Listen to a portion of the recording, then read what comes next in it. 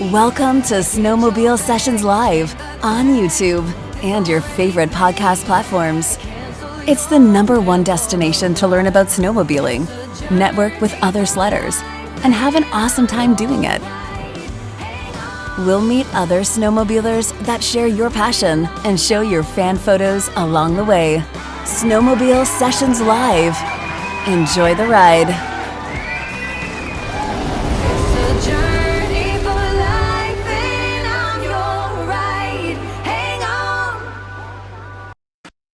This episode of Snowmobile Sessions Live is brought to you by Energy Power Sports. They're Oakville's full-line BRP dealer with sales and service to all BRP models and so much more. Energy Power Sports always has the fun in store with a wide selection of clothing, parts, and accessories for all your power sports passions. Make Energy Power Sports your source for Can-Am off-road, ATV, and side-by-sides.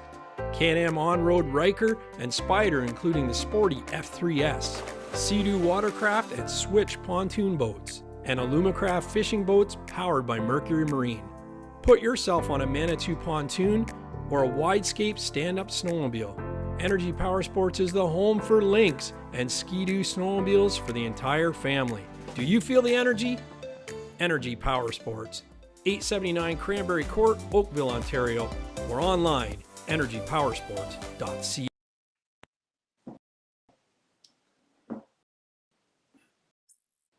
Oh, we lost Gary. Oh, that's not. I think I lost energy. Like, what's going on here? There you go. I think my Wi-Fi was on the wrong setting, so that was totally my bad. But I am trying out a new system tonight to try and alleviate that problem, but it doesn't look good that I didn't even make it out the gate, and I have issues. So sorry about that, guys, and sorry about that, Energy Power Sports. And we thank you for your sponsorship. And make sure you check out energypowersports.ca. And we'll keep this going. So today we've got our co-host here to my left or right. It's my left, his right, and it's Mike Perovich from Sled 519. And below me is our guest of honor tonight, Matt, the MUSKOKA Freerider. How's it going? Doing good. How are you? Very well, thank you. I know, and this is the thing. We've been bugging and we've been talking, and you've been in the chat, and the fans have all said we got to get Matt on. When can you get him on? And we had a little chit chat at the Toronto Snowmobile show, and you said, you know what, I've got a little bit better internet. I'll give it a try. So thank you for doing that. Of course, I've been putting it off for a long time now, doing any podcast at all. So just got to do it. So. And I appreciate it with the timing too, because you're heading out west when? Next week? Yeah, pretty much a week today, and yeah, before I leave. So yeah, so you've been pretty busy the last few days, have you? It's busier than I should be, but it's good to stay busy, right? Makes it time. Absolutely. And what have you been up to, Mike? Oh, geez, I've been staring at my sled in the warehouse, just waiting for those first green trails to open up. But mainly what's been busy is just with my business, just moving a lot of ice melter. That's my key. That's what I do. This is my go time season. It's right from now till the end of February, early March. It's ice melter go time season for us. So is it kind of a like a bad thing that you love snowmobiling, but you promote ice melting? I don't think so. I think they go hand in hand. Like the ice melt is meant to keep your driveway and your sidewalk safe, so you don't slip on your ass and break your ass before you get out to your sled to go riding. So I think they work hand in hand. Well, when I use that blue ice melter, it helps me go riding easier because I just throw it out there. It melts. My wife thinks I've shoveled all day and I'm out on the sled, right? Oh, so that's how it works. That's how it works. We're helping out. We're promoting the sport. Yeah. So what kind of things do you have to do to get prepared to go out west, Matt? Well, we got my sled here, which I haven't really started anything on it. I guess I have to do much, but got to get that ready and then just pack all my stuff and get my truck ready. I pretty much took parts today to start my sled build. So we'll get that underway. So you got to do that within the next few days. Pretty much. And what kind of things have you got on the plans? Have you, or can you expose them on No, my show, or is it it's not a secret. No, I do the Monster finger throttle and handlebars, and then I'll just do a wrap, some backwoods bumpers this year. So that's pretty much it. I don't do too much. Are you a real performance guy? Like, do you do anything to the turbo, or do you do anything clutching or anything? You don't use a can, I know that, but no, I used to run. I'm not really a big can fan anymore. Just with all the filming and whatnot that I do, ski pulling and whatnot. So it's just it's a little much. So we stick to. As for mods, I've always pretty much just said like stock or walk, because I've led to the point where they are just tuning their sleds all day long and they don't spend any time actually. That kind of turned me away from that, but we might have a bit of a mod sled. oh yeah, yeah. Like, did you ride turbo before the factory turbo, or are you always a stock naturally? Always just stock NA. Yeah, nice. That's good to see, right? Yeah, I mean they work really well right out of the box, right? So I don't really find you have to do too much. No, there you go. So do you when you go west, have you got a long-term rental out there, or do you own a house out there? Like, what how does that all work? I wish I owned that, but no, I just the last 2 years I pretty much just bounced around from place to place. Is the cheapest. My dad and a bunch of buddies from Ontario come out in January, so I'll kind of stay with them during that time, and after that, so I basically just rent a room wherever I can. Oh, nice. So you actually literally couch surf through the whole time. At times, yeah. And does your wife go out and join you throughout the winter, or is she busy working and doing other stuff? Chloe will come out for like around Christmas time, and then she could take another week off together. But she's in Ontario for most of the winter. She's how she does it. You think she misses you too much, is what you're saying? I don't know why, but apparently. Well, that duster, man, how do you keep her away? I've been getting lots of compliments. Yeah, nice. So how did it start? How did Muskoka Freerider start? Where did it all begin? Well, and Freeride, and that's pretty much that. But that's how. But I've was it in the back? Was it in the back trails of Muskoka, like Huntsville area, or? Yeah, mostly around Dorset. Time when I was younger and didn't really have my snowmobile license, like out on the lakes bordering kind of Algonquin portages through the bush there, right? So we'd just go on our snowmobiles through these canoe portages. That was our off-trail riding. Nice. And then when was the first time you actually went out west? 2015, the Really? year I finished college. Yeah. Is that right? And what was your immediate reaction when you went out? What was your first thoughts? Well, that I had to go back and as long as I could. They say that they say that once you go out once, and Mike's been out too, and he goes out. I think he's the one that first told me that is once you go out once, it's hard not to go back. Yeah, it's a totally different side of the sport. There's nothing wrong with riding. I still like to trail ride. I'm not really around to do it very often. Trail riding growing up, but now most of my time is consumed in the mountains. Yeah, for sure. Hey, I'm gonna do some house cleaning here and just say hi to some of our fans. We have Well, actually, Mike Goolies is in the house. Uncle Buck, Wisco Sledheads, Greg Kelly, Go Big Parts, Just Fly Low, Joe Caraco, he's in there. Corey Brock, of course. Who else we got in there? BCJ Vids 850 XCR, Rob Overhole. Good evening, boys. Pro Polaris, Rob. Throwing sparks. He was in there waiting, doing the countdown. Wisco Sledhead still talking about trying to get the fannies from Sudbury. I don't think that's going to happen. Neil Owens back in the house. Good to see him again. See us typing anyway. Oh yeah, they're all the usual suspects and more are sitting there now. So, but actually, All Terrain TV.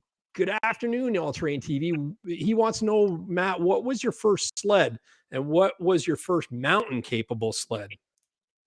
My first sled would have been, then I had an old Citation after that.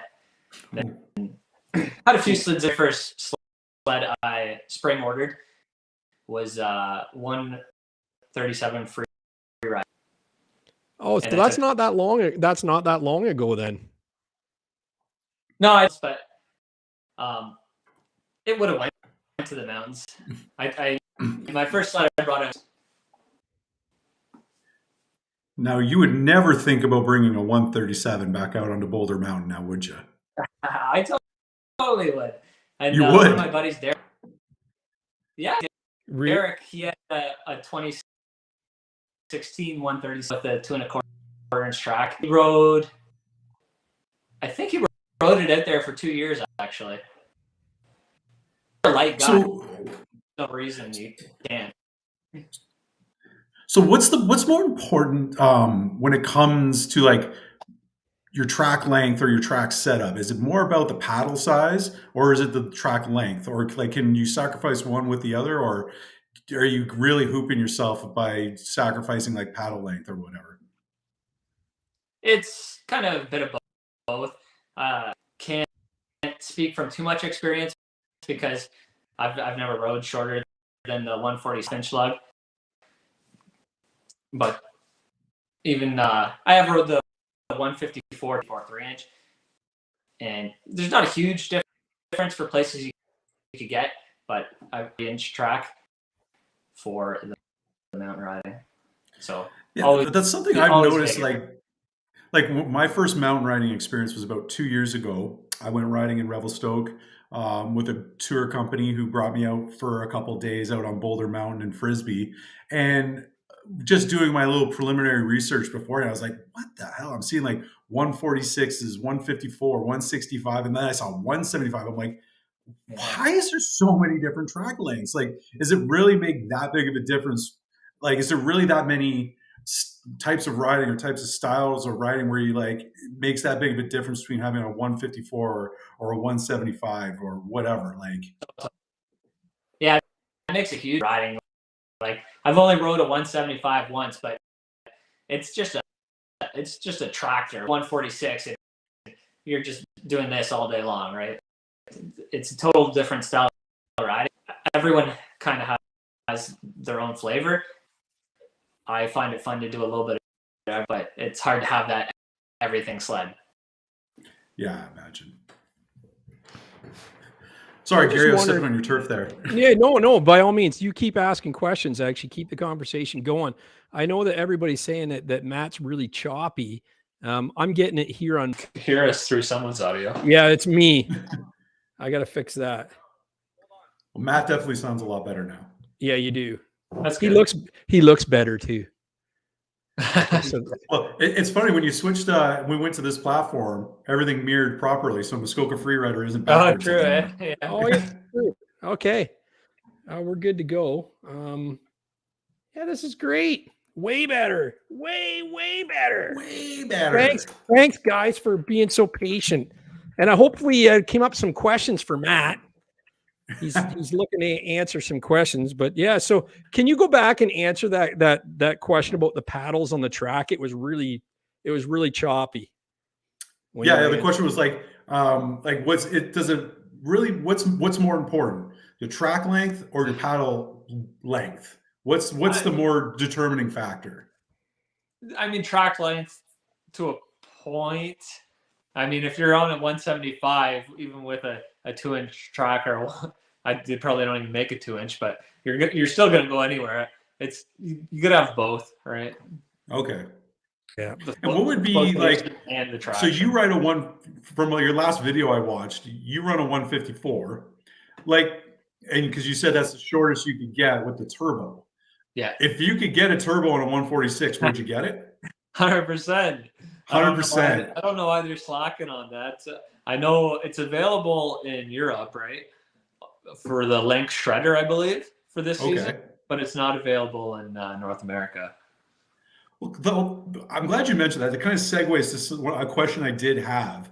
Like, you're probably a little more in tune to that world than most of us. Like, in the last year and a bit, Lynx has come to the North American market. And, I know there's a difference between Lynx and Skidoo. Like, I know it's been, ad nauseum with the Rave or the Rave and stuff. Like, what's the big difference between like the Lynx mountain sleds and their Skidoo counterparts? Like, or is there? or can you say one way or the other? I can only say so much. My knowledge isn't that great. The Boondocker from last year, I wouldn't say there was that much difference besides the rear skid, but I don't even know for 2023, like the Shredder. I think it's a fairly different sled now. They dropped a bunch of weight out of it too, I hear. So it should be a pretty good sled. That would have been my other pick if I didn't go with the Skidoo. Yeah. Why did you pick the Skidoo? Sorry. Yeah, go ahead. So why did you go with the Skidoo over the Lynx? I guess that's just kind of what I'm used to. And again, for this season, I was going with the Skidoo versus the Polaris. So. Yeah. I noticed you flirted with the Polaris a bit last season. What was that about? Like, you just trying something new for more content, or are you flipping to the dark side? As soon as Polaris released the boost, I'm like, damn, that's a cool sled. And so I spring ordered one. Like, I didn't even think about it. I'm just like, yep, that's cool. Spring ordered it. And the coolest thing about the Polaris was honestly like the buddy tracking system in the gauge. And yeah, I mean, the whole sled itself was cool. Like, I wasn't honestly sure if I was going to be able to ride it, because I wouldn't say I'm really that athletically talented, but once like I'm on a machine for a long period of time, I get pretty in tune with it, and I'm able to make it look like I can ride half decent.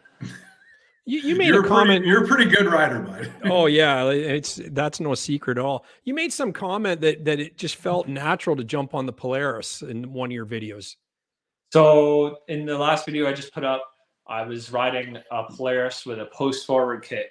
So you're farther ahead on the sled, like you are in the Skidoo. And I gotcha. And the geometry is just a little different, so it felt a lot more natural jumping from the Skidoo to a Polaris with that setup.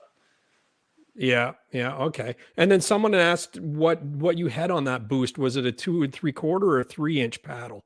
So I went with the 3-inch, not knowing anything about Polaris, but apparently the track to go with is the 2 3/4, which I ordered on the 9R that I ordered for this year. Nice. Do you know when that's arriving? I'm sure everyone knows what's going on there, but no date of arrival on that sled, unfortunately. Yeah, for sure. Is your 9R one of those ones that's nailed by all these recalls? Yeah. So I still have my boost from last year though, and it'll be ready to go as soon as I get it there. So I'll have that to compare again. Nice. Do you truck your sleds out there? Or are they already out there? Well, you're sitting on the one, so it's not there, I guess. So, yeah. This one that I got in Ontario here, I just always deal with Harper Power Sports, so I continue to order through them. But I don't really have a Polaris dealer that I deal with. Last year I ordered from Rickwards, which is local to me in Ontario, and the sled didn't come in until I was already out west. So then I had to get a friend to bring it out. So this year I just ordered one out west. Yeah. Now, where's the secret trail riding spots in Dorset area? Off trail. Off trail. I was gonna say trail D101. Hey, we haven't had. don't let Buddy from OFSC hear you say that. Yeah, where's the off trail haunts? Is there anything good in the Huntsville area? I just, when I did it, I'd just ride the trail, and then when I saw a logging road that I knew was on Crown land, I'd just go up the logging road.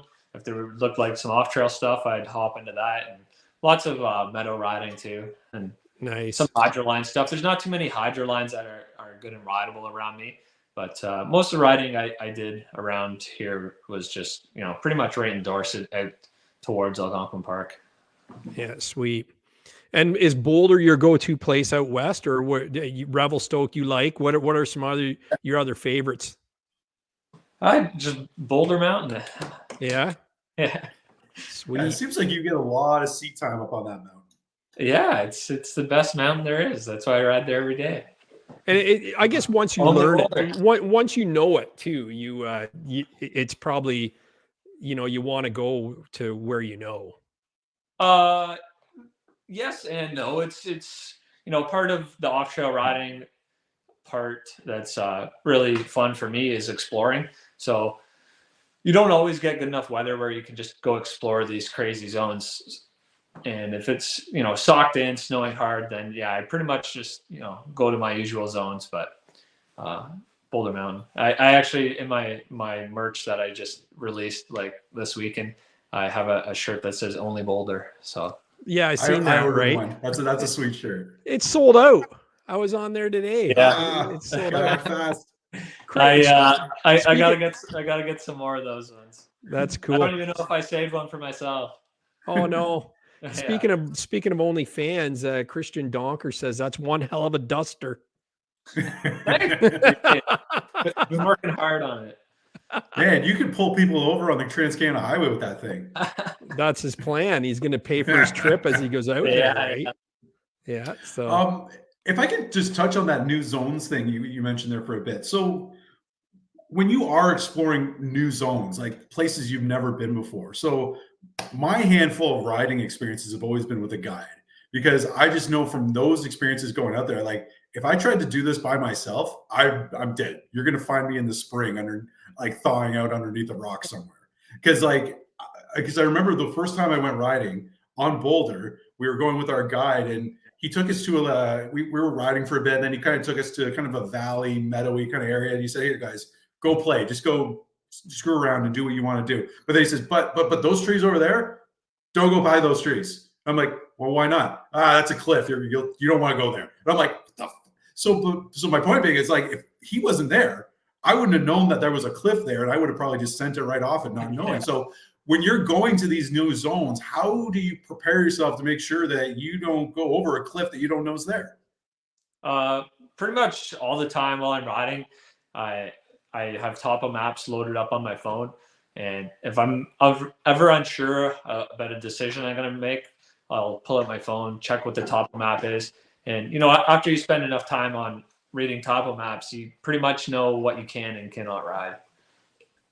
Okay, so you just instinctually, so like when I see you like carving through trees for like 15 minutes, and then you're hopping over, you're like, you already have a good gauge in your head what's around you, so you know where you're going. Okay. Yeah. I pretty much always know where I am, and lots of times I screw up my buddies that I'm riding with because they have no idea, and they're just trying to follow me, and I'll be going every which way. And I've been pretty bad at it in the past where I don't exactly say the direction we're going, because sometimes I'm also finding it to a point. So, you never want to ride in someone's track the whole way. So they definitely... I got to work on my guiding skills. I'll put it that way. Okay. So if I win this trip, we got to make sure there's somebody else there with us. Yeah. Well, that's the thing I said. So speaking of winning the trip, tell everybody how you win the trip. And what is the trip? Tell everybody that doesn't know. Yeah. So this weekend, just did like a merch drop. And then along with that, you get the chance to win an all expenses paid trip to come out west and ride with me for a couple of days, and ride exactly what you see in the YouTube videos. And the cool thing that Matt said the other day is it doesn't matter where you're coming from. If you're coming locally, it's still all covered. If you're coming from Canada or the US, he's got you covered. So it's pretty good. Too? Yeah, whether you want to fly out, drive out, whatever. Yep. You know what, man? Like, you only need to pay for my flight because that's who's winning, right? Like, come on, let's be real about this. Under the table money No there. one better not even. Well, buy some shirts and stuff, but don't go and get your favorite mountain helmet now. So it's sold out pretty quick. So almost all the spots are already spoken for, I guess. Wow, that's crazy. Like, I'm totally blown away by like the support for this. I did not expect it at all. You know, it's a really cool opportunity, but it's been a lot more than I expected. That's cool. You're pretty humble though, but I was in your premiere, as you know, on Saturday morning or Sunday morning. I can't remember which morning. It was Saturday morning because I was feeling a little bit foggy that day because I was out the night before. But it's kind of funny because your demographic of your viewers, they made some comment about someone being over 40. And then someone said, "Hey, wait, I'm 40." And the one guy goes, "I'm 10." And one kid's 13. And so you have a really, I think I was the oldest guy in the chat. You have a really super broad demographic. It's actually really cool. Like this fall, I went to the snowmobile shows. I went to Heydays in Minnesota. I went to Edmonton Snowmobile Show, and I was in Toronto there too. So I got to see all the different demographics and, you know, kind of age range of all the people that watch the videos. And there's just as many old men that are stoked to, you know, see me as there are kids almost. So it's really cool that way. Didn't expect that at all. You're like the Taylor Swift of snowmobiling. You really are. Yeah. I don't know. Is that a compliment? It is. See, there we go. We got William McCleary. Here's mine. He's 67. You know, I went to the Peterborough Sledorama. I think last year was the first, because we've been locked up, right? And I really haven't done much fame on YouTube for just since 2 years ago, let's say, right? So when I went to Sledorama and met my fans, it was like, hey, they're all old dudes like me, you know, like I'm doing something right. And then, am I one of your old fans? Yeah, I think so. I don't know. You're a lot younger than I am, though, I think, man. I truly believe so. Hey, but we have Wisco Sledheads coming on my trip, and he's only 27, you know, so. You know, Corey's my best buddy, and he's young. He's somewhere around the 30 years old mark, you know, so it's it's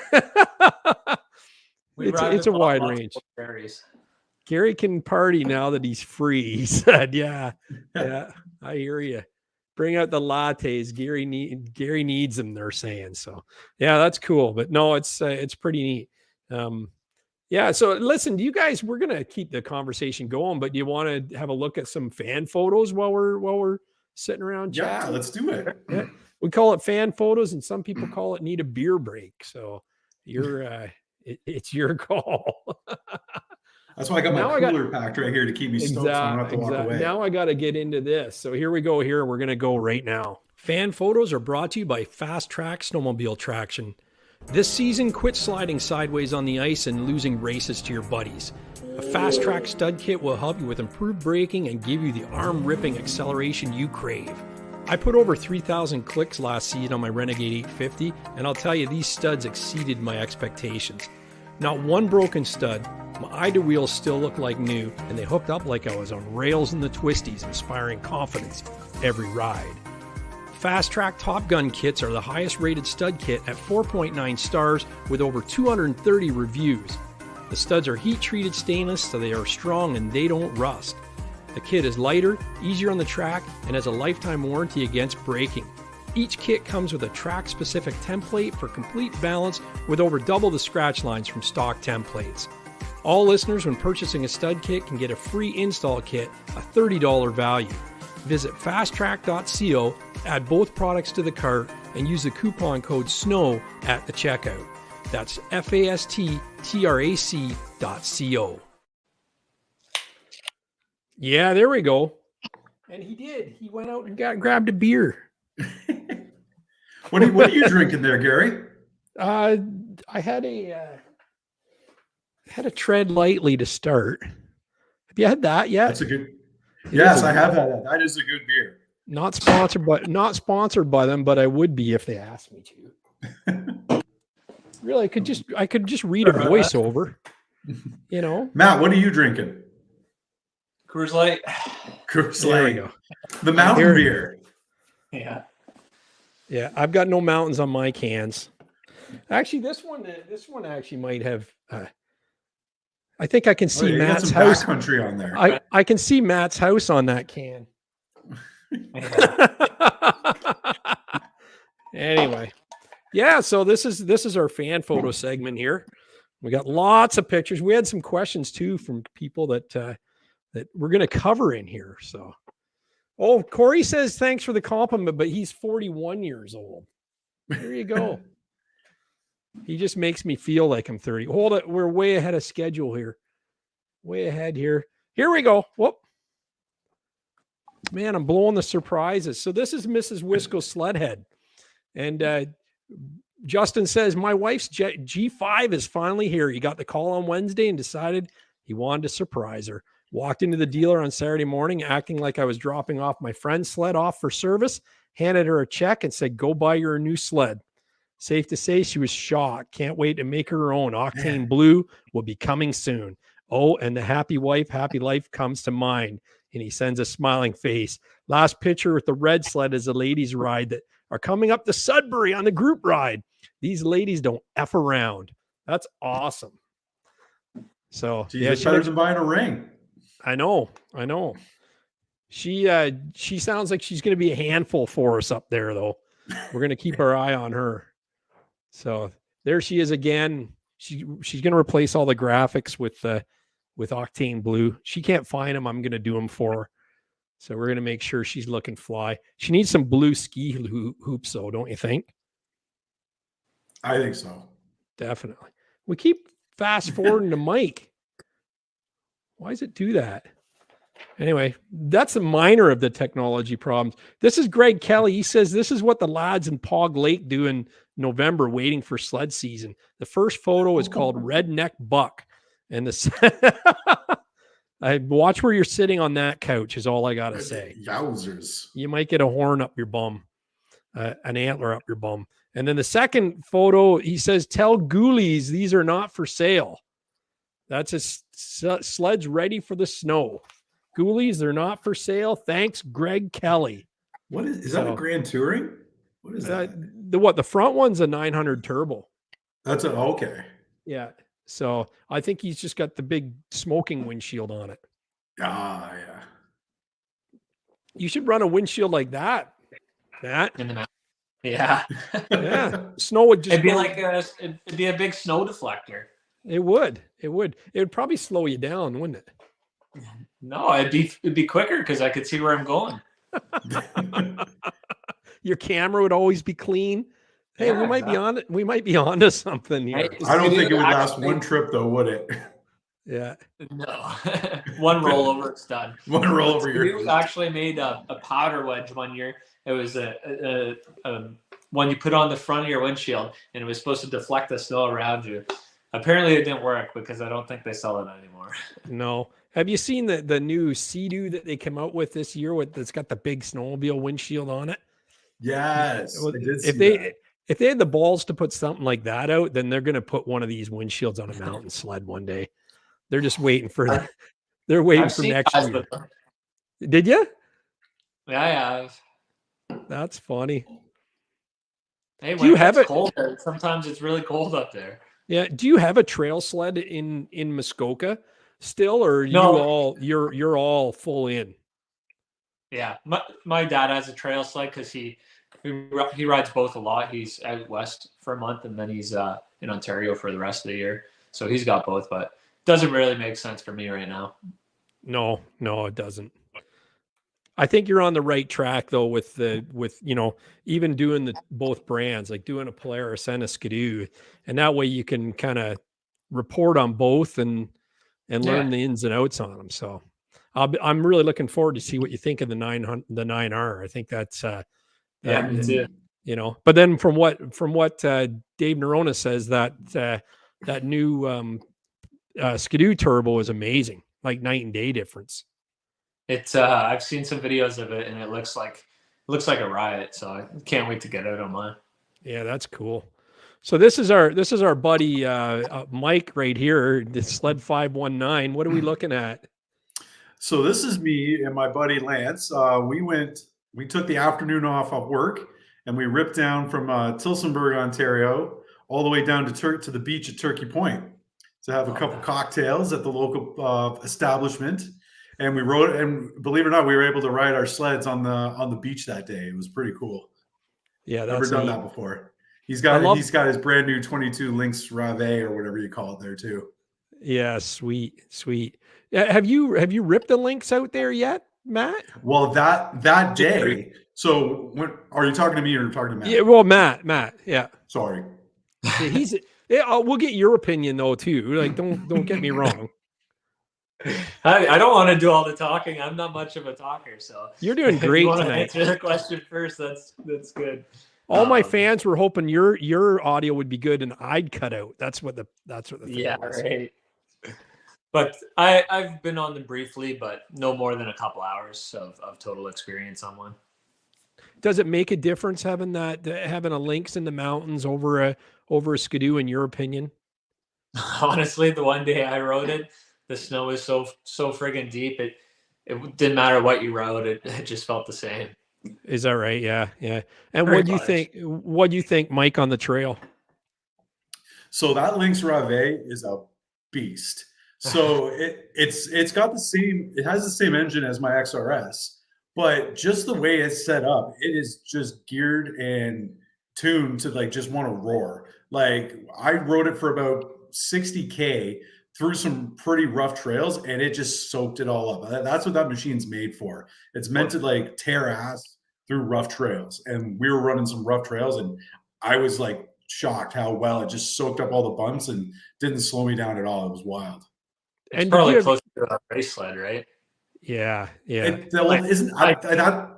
what they would kind of like market it as. Like this would be their XRS in Finland. Yeah. Now, was that before you had Smart Shocks? Yes, that was before my Smart Shocks. So that sled I'm riding in my picture was my previous year's sled. So yeah, I hadn't enjoyed Smart Shocks yet when I jumped on that. Yeah. Would you ever do 4-stroke, Mike? 4-stroke? Yeah. I don't know. I think I'm more of a purist in that regard. My dad's got the new Renegade Enduro 900 Ace, and I took that thing out for a rip once, and man, it like almost ripped my arms out how fast it is. But it felt like wrestling a bear going around like tight corners and stuff. So I probably would, for the time being, until they find a way to lighten it up, I'm sticking with my 2-stroke for now. Yeah. I think that's the thing. You're either in the trail segment, if you don't ride really long miles, right? It's hard to get you onto a 4-stroke. But yeah, I'm not there yet. Not saying I never would. Yeah. I'd like to try. Like Mike Goulies is in the chat. You see his video. Neil Owen, he professes that they're really snarly, and I think I'd love that feeling. Like I think I'd love the feeling of that. And I'm not a big, like when I ride the trails, I'm not a big off trail guy, right? I'd love to do mountain riding, and when I win the trip, you'll see how happy it makes me. And that way we go. You will. My last trail sled I rode was the 900 Turbo, and I thought it was a pretty fun sled, but I definitely liked the lighter feeling in the 2-stroke. Yeah. Whose ZR is this, Mike? That ZR 900 is my buddy and my neighbor across the street here, Steve Trepanier. So me and my other buddy, Adam Morris, driving the Renegade, the yellow Renegade, we went on a trip up to Cowbell Brewing in Blythe one day. And and that is Cowbell Brewing. Right there. Ooh. Absent Landlord's a great beer. That's probably my favorite of their beer. brand. Like, yeah. Cowbell is my favorite, like Southern Ontario brewery, like craft brewery. It's like, I probably ride up there. They're sled friendly and they got great food. They got great beer. And we probably make the trip up to from Thamesford here up there, weather allowing. We probably do it like 2 or 3 times a year. Just as it's a great destination. I'm going. I didn't think the trail went right to it. It doesn't go directly to it. You got to ride the road for about 800 meters. 800 miles? I'm in. Yeah, 800 meters. 800 meters off the trail, just running the road, and boom, plenty of sled parking, and it's like amazing food. It's beautiful there. If you've never been, you got to check out. Oh, I have. They haven't spent this brewery. They haven't spared a dime. Like it's amazing. The Taj Mahal to craft beer. I'm not saying I don't promote. Place. I don't promote drinking and riding. Let's get that straight right away. But it's something to see, and their food is amazing. Like amazing. Would definitely count me in. And I'm sure we could twist Corey's rubber arm too. But yeah, we'll make a trip. See, someone told me this sled trail didn't go to it, so it was never on my bucket list, but now it is. Well, the trail it intersects with the main road there, and I can't remember the name of the road, but it intersects with the road. So you just got to kind of hop off, and you get a ditch bang for about 800 meters, and then you're at Blythe. Yeah, nice. Well, that's pretty cool. I just, when you were talking, I seen the cowbell sign, and that was my reaction was, oh my God. Now you see, I love the pictures like this, and Matt's the same way. As I don't know where my fake background ends and the real picture begins. Isn't that awesome? Yeah. So like, this is me mountain riding outside of Malacqua last year. I was told, so that's my guide. So last year when I went riding, I went with the CKMP, the Carl Kuster Mountain Park guys. Yeah. Which that is a fabulous experience if you ever That's get a pretty chance cool to do spot. it. Like, well, Matt knows what I'm talking about. It is a great place to hang out and drink, and the guides are second to none. So that's that guide in the background there, Tyson Dales. He is an absolute beaut of a guy. And so we got to snap the picture. I was told that when I was taking these pictures and I was getting ready to like kind of post them on Instagram, and just before I you can tag like where you are, Tyson just kind of grabs my shoulders and says, no, we don't talk about this place. That's funny. He's like, we don't give away this spot. I'm like, it was probably the best riding of that trip. So I'm like, I get it. So I just tagged it as generally Revelstoke area. And like, so he wouldn't let me tag exactly where we were, but that was some of the best riding of that trip last year was at this spot. There's a lot of places to get closer here to see where we're at. That's awesome. God, it was mountains of POW for days, and it was amazing. That's cool. And like another beauty about this Tyson the guide. So this was about 2 o'clock in the afternoon, maybe 1 o'clock in the afternoon. About an hour and a half after this, I blow the chain case on my sled, and they could not get it fixed. And they could not like figure out a way to get it back. So they had to call in a helicopter to bring it out. And so apparently cool. They said they do that about, it's not unusual, but they try not to do it. But they said they couldn't get it going for me to bring it back. So they called in a helicopter to bring it out. But then like me not having a sled, I'm like, so what do we do now? So Tyson, who, if he ever gets a hold of this, I apologize, but he's like 140 pounds in a wet snowsuit. And we tandem ride all the way back down the mountain, back to the parking lot. I'm sitting on the front like a 6-year-old, like this. And he proceeds to give me the ride of my life, doing bow ties, friggin' jumps, doing all kinds of crazy shit. And I'm just sitting there like a child, like, oh my, what the? And it was amazing. So Tyson, you're a beauty. If you ever hear this. Yeah, that's the same thing with my girlfriend on the front. Yeah, well, your girlfriend's not 220 pounds. when I win the boulder, when I win the Freerider boulder trip, I don't even need a sled. I'll just ride on the front with Matt. There you go. Matt, is that a pack of dimes in your pocket?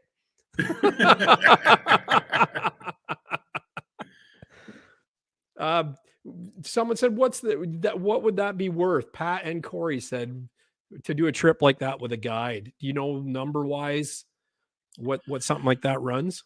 Yeah. Are you asking me or Matt? You. Me? So last year, so the trip was Me and my cousin who went with me, we debated. Like I can't remember if we went 3 days or 4 days. I think it was three days of riding. Includes all your meals, like 5-star eating meals, and your packed lunch, which is fabulous. I'd eat that for dinner, the packed lunch. And then like amazing accommodations. Like it's like the guys sled den. Like Matt knows exactly what I'm talking about. This place is a Taj. Like Carl does it right. Just the package alone probably runs about $4,000. Oh, okay. That's not crazy then. It's not great. It's not cheap, but No. that doesn't include your flights out there. No, that's car, right. Yeah. And then if you don't already have mountain riding gear, you got to buy your own mountain riding gear because they supply you all your Avi packs and all your safety stuff, and they supply the sled and all your oils and gas and all that. But you got to bring your own wearables. Yeah, yeah. So Matt, like that leads to a good question. What's your advice for new riders? Like I had Grizzly Mountain Lodge on a few weeks ago, and there's a lot of people in the chat that were interested in saying, hey, that I'd like to do that trip of a lifetime. That's going to become my yearly trip, right? What's your advice for new riders or flatlanders like us that are maybe debating doing a trip like this? What should we prepare for, start to finish kind of thing? It's definitely a commitment to get out there for your first time, but kind of just book it and make it happen is always what I tell people. Your gear is a hard part because you can't wear your trail riding gear up in the mountains.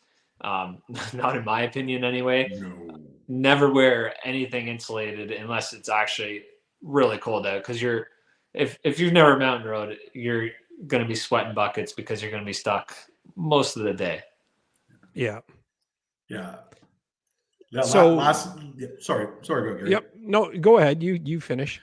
Well, no, I was just going to say, like last night, I met up with the guys because we're doing that trip again, but we're going 4 days instead of 3. And we're meeting we had drinks and wings with some of the 2 other guys that were bringing along with us. And they'd never been in the mountains before. And they just went off all the stories me and my cousin Justin told them.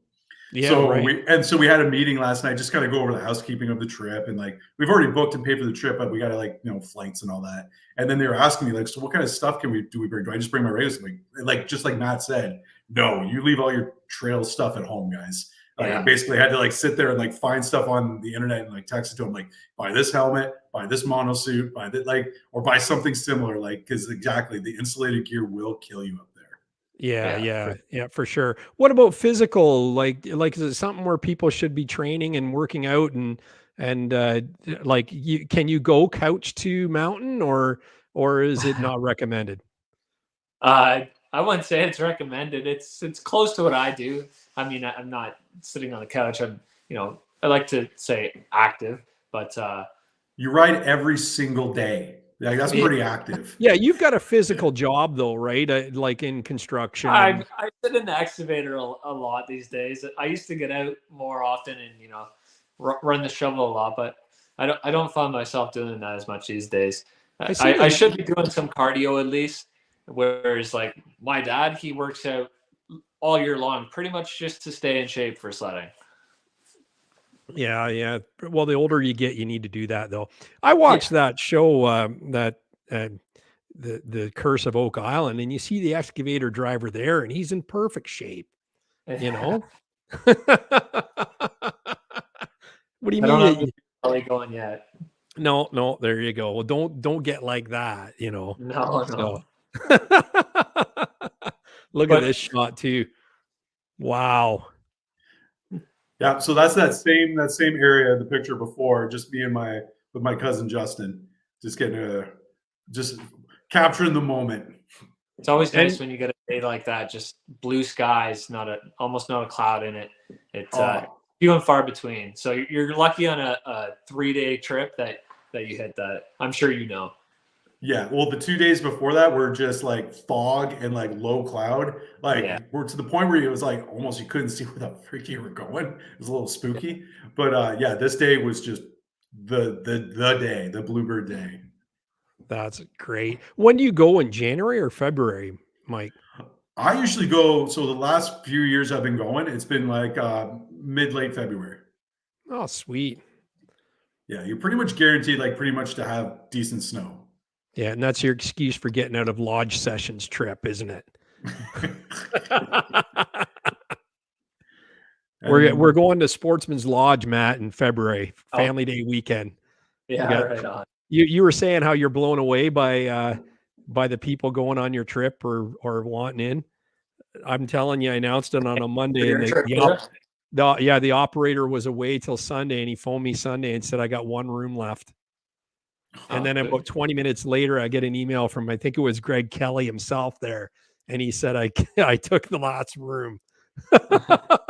So we opened up the tower, so we're spilling people over into that. So you can still get into the Energy Power Sports Tower if you want to get in, but do it fast. So Mike, are you cutting down a Christmas tree in this shot? You get your sled sideways and. Well, I sent this picture just to show that, like, this is the majority of the time what I'm doing when I'm riding in the mountains is I'm stuck in a freaking tree well trying to figure out how to save myself. This is like, so like, yeah, like the one thing about mountain riding, especially when you're not like, even when you're, from what I can tell, when you're good, is like you spend a lot of time just stuck, getting yourself dug out, trying to figure out how to get out. It's like this is like, even though, like, you know, as amazing as it is, like this is half of what you're doing when you're an inexperienced mountain rider, is you're just getting yourself unstuck all the time. Well, if you're not getting stuck, I got caught in a tree well. If you're not getting stuck, you're not trying hard enough too, though, right? Well, I don't know. This one was so much trying as like I just wasn't paying attention to what I was doing. How many? What number of stuck in the day do you get to the point where you're like, damn it, I want to go home, or does it never happen because it's so awesome? You know, like on the first day, you go, it makes you go, why the fuck am I doing this? Why am I here? And then, but usually by the second and third day, you're just like, this is just part of the experience. This is just why we're here. Because, like, just like Matt said, like by the third day, if you're getting stuck, it's because you're trying wild shit. You're trying new things, or you're trying wild stuff. So like the first day, you're getting stuck just like Bambi with fresh legs because you just don't know what the hell you're doing. And then by the third day, you're a little more confident. And then you're getting in your head, you're getting a little more cocky. And then that's when you're getting stuck because you're having fun, not getting stuck because you're just a noob. Yeah. Oh yeah. And you'll also think you're starting to ride really, really well. And then it'll snow a foot and you'll be back at square one. Yes. Oh, wow. Is it something where like you're out there, it seems like a long time, Matt, but yeah, I guess the trains always change and there's always snow.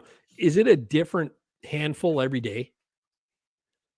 Yeah, the snow is different every day. It's always changing, right? So you definitely adjust your riding style daily, especially when you take into account like avalanche risk. Yeah, true. We'll talk about that in a second, but now I see where you get your look from, Matt, right here. This is Mike letting the ladies know who's boss.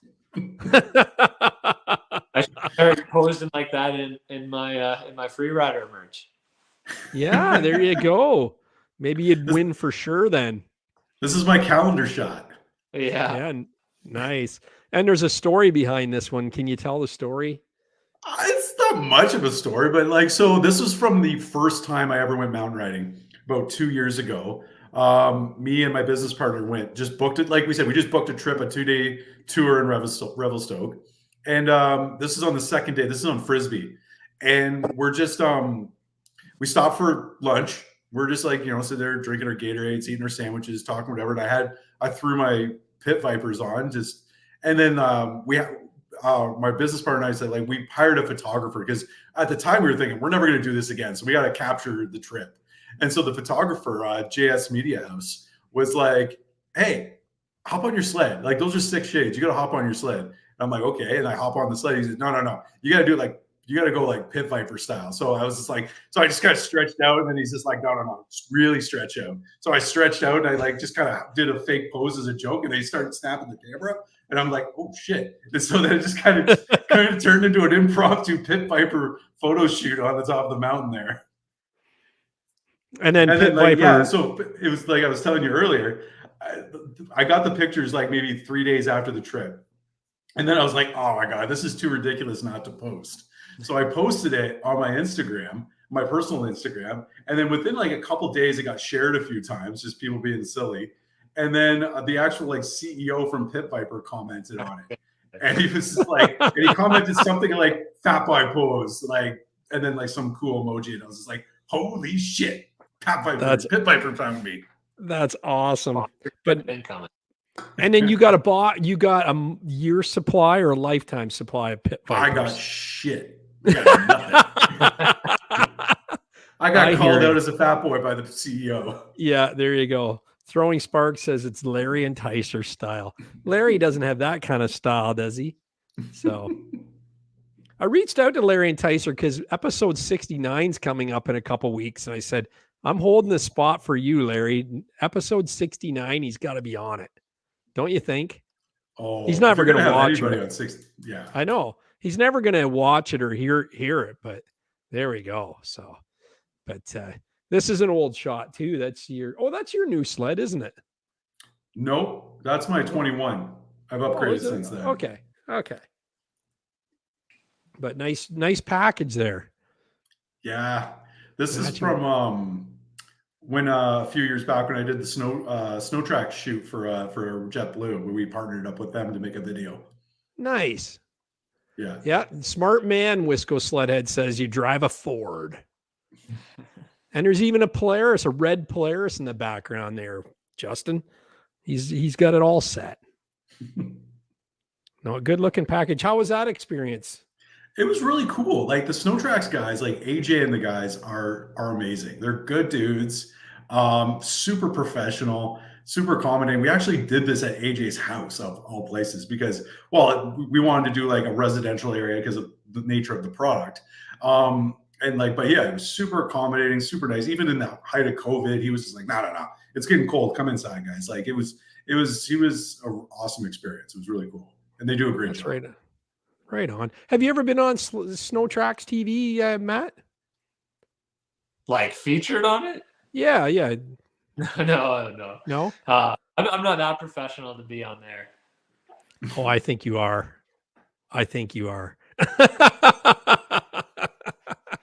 But I don't think they're far from me actually, because they're based at around Halliburton, aren't they? Yeah, Mount or Halliburton or something like that. Yeah. Mm-hmm. So, yeah, for sure. No, I was surprised that they didn't scoop a guy like you, and maybe because you're away though so much, right? It's hard to nail you down. I can't say I've talked to them before, but I remember way back in the day seeing them out on the trails around here, and even I'd see them renting places and sledding out of them not far from me. That's cool.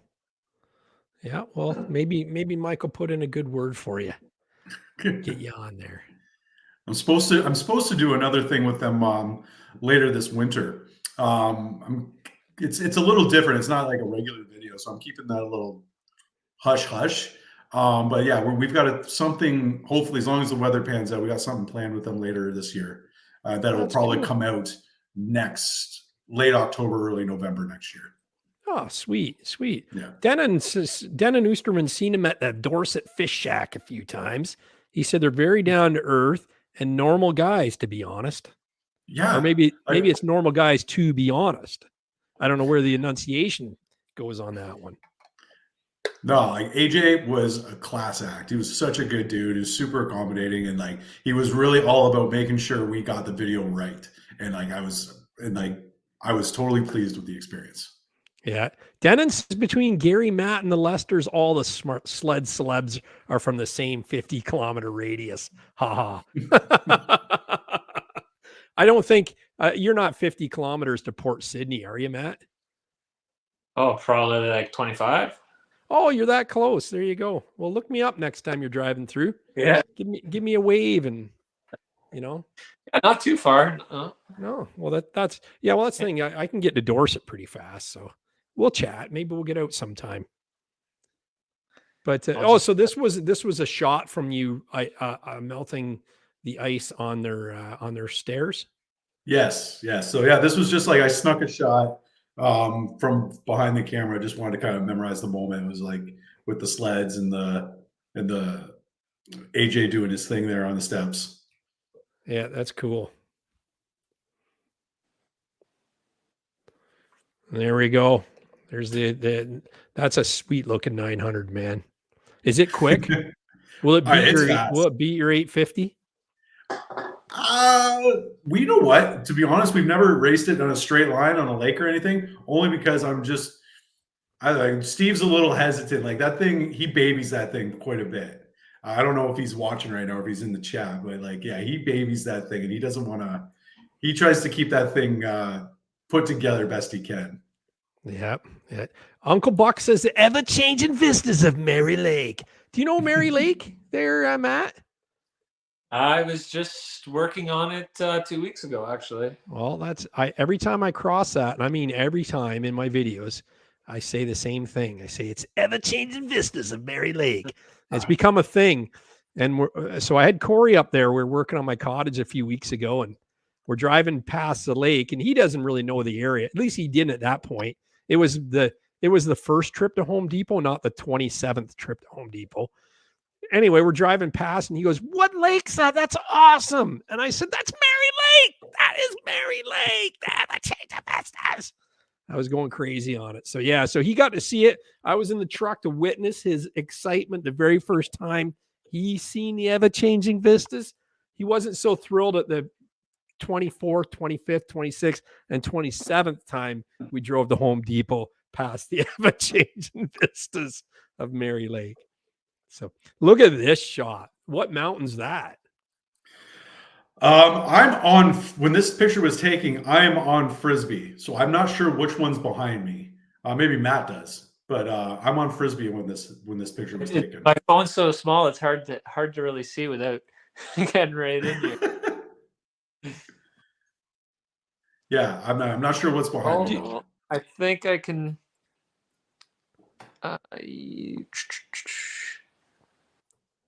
When you're out there a lot like that, Matt, do you actually get to know the mountains pretty good? Like, do they become like markers? I mean, I know them pretty well. I definitely don't know them as well as some people, though.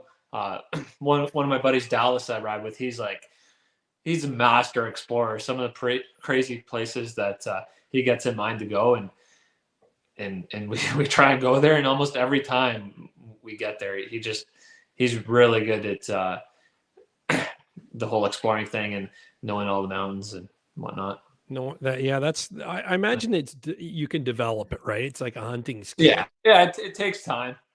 And yeah, when you spend hours looking at Google Earth, you can recognize some features. How much planning do you do? Like, do you start now looking at Google Earth and mapping out zones, or do you kind of have to wait to see what the weather's doing and conditions before you can get that far ahead? No, you kind of throughout the year, once in a while, you're just like, oh yeah, I should look at some cool spots to go. So you'll scout Google Earth and for a couple hours at a time and pick a few spots. You know, it's totally dependent on the weather, if you can actually get there or not. And, yeah, true. You know, there's probably only, I'd say, like 6 days of the year where you can, well, of the time where I'm there, where you can really push into those crazy spots. Yeah, true. Steve is in the chat, and he says it's the ZR800 cat guy. He says it's full send all the time, but my back can only handle so much. And we got this picture here of Steve just sending it. Pat says, why is there no Yamaha people in the chat? Tim Vice is a Yamaha guy. Yeah. Well, actually, he's got a cat now, so that doesn't really count. But yeah. So now we're into Matt's photos. This is pretty cool. I've added a photo in here. Let's just see if we can see it here. Oh, it's not up yet, but I added one more into the photos you sent. But okay. Are you pretty talented in an excavator? I mean, I've been running them for quite a long time, so I'm not a professional. Well, I guess I kind of would be a professional since I do it for a living. But yeah, there's better people, but I'm pretty good at it. And I'm always Billy's, whether I'm on the snow or in the excavator. So you're no Mike Gooley's in an excavator. I'm saying, right? Michael chime in. He's in the chat. How old were you when you first started driving heavy equipment like that? Would have been 4. Yeah, that's right. They start them young. Yeah. You see these wild videos of these guys, these excavators who are able to like pull themselves out of a pit literally by like just using the claw of their arm. Like, is that stuff that you do, or is that a little too hairy? I've done some pretty gnarly stuff. You know, I do a lot of lake access, barge access jobs where I take this machine out on the barge. That's a barge machine. And some of the shorelines you have to climb with pretty much nothing to grab onto because it's bald rock. And, you know, you got to chain yourself to trees to get up. And it could be a little intimidating for sure. What are we looking at here? Is this rock one that you've uncovered, or are you moving in or taking out? That was in a septic, and I had to get rid of it somehow. So that rock, I'd say, weighs as much, or maybe probably as much as that machine. So it was a struggle, but I just thought it was funny. I was kind of like doing a wheelie on the rock. Yeah, that's cool. So what do you do with the rock after you pull it out? You just leave it there? Yeah, just leave it, because there's nothing I could do. Like, unless I came in and drilled it and blasted it, I could hardly even roll this thing. So it was like an hour ordeal just trying to deal with this one rock that had to go. Yeah, man. I thought you'd sell it to Idiots. Yeah, load it on the barge and take it back to. Brian Golt says, how do you say the name of the family business? So it's my dad and his business partner. His business partner is John Bacher, and my last name is Doetsch. Oh, okay. I got you.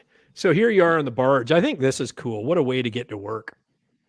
Yeah, it's pretty sweet being out on the water like this most days of the summer. Yeah, nice.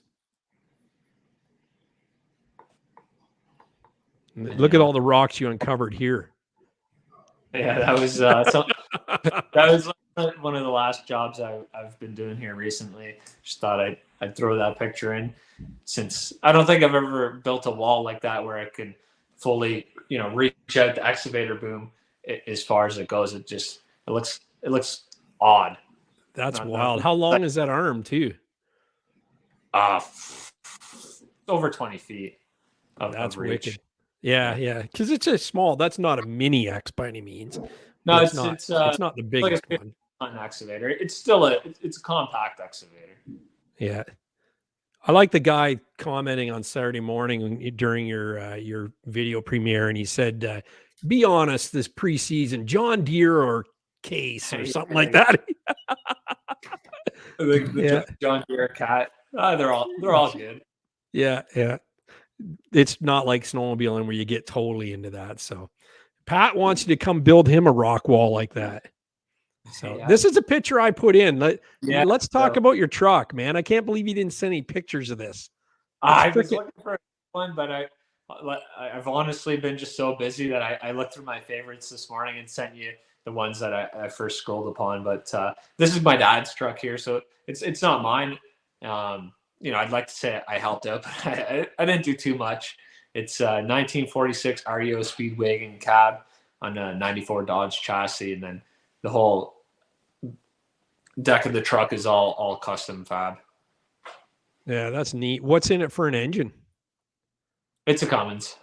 Is it? Nice. That's cool. And is it just for shows, or do you actually use it as a driver? So it's got like Bacher construction painted on the side of it. So it's a work truck, and basically anybody that works with us can, you know, just take that truck out and go joyride in it if they want. And not many guys do, but if I just send you a resume, does that give me okay to take a rip in it? Yeah, sure. Why not? It's not something you want to drive long distance. I'll put it that way. Is that right? It's pretty kick-ass, man. You had it at the Toronto show too. Yeah. It's nice to see it firsthand. It's a beast, man. Yeah. Yeah, you did a really good job on it, and you know, it draws a lot of attention at the shows. Yeah, that's cool. Well, that's what you need, right? So, I like it. Yeah. There you go. That's the history of it. This is the new sled here. That is So, it. what's your feeling on the Gen 5 look and feel? I mean, the Ninja Turtle thing comes up all the time, and I like like it. this picture here looks mean, man. It does. I thought there's lots of people that they don't like it, which almost everybody, when it's Scooter releases a new chassis, they make fun of it, right? Like the duck, yeah. Right? But yeah, I think it looks good. They went for something kind of out of the box, a little different. So, that's how. I really like the Lynx shredder with the third light, and it's got the cowl that looks like a Marvel superhero, or a villain. I mean, yeah, I think that's really cool. So you were cutting out like mad earlier when I asked you what do you have planned for mods on this thing, or not really mods, but what do you have planned for things to do on it? So like I said before, I don't do too much. We do the Monster finger throttle as well as the rest of his products. I've been running a finger throttle since 2016. I started running it. It would have been the fall of 2015, I guess. But I find there's a lot of benefits to run that. So that goes on every sled. And 2 years ago, one of the sleds I rode for the season, I had a 146 and a 154, and I left one of them with the thumb throttle, just to jump back and forth and really give a good comparison of the two. And there's quite a few benefits of having the finger throttle, and it didn't take long at all to realize that. So finger throttle is one of my first mods, and I am sponsored by them, but I don't work with companies that I don't believe in. So that's definitely one that I believe in, and I've been working with for a long time and built a cool relationship with them. So highly recommend their products for the definitely off trail. I can't speak too much for on trail.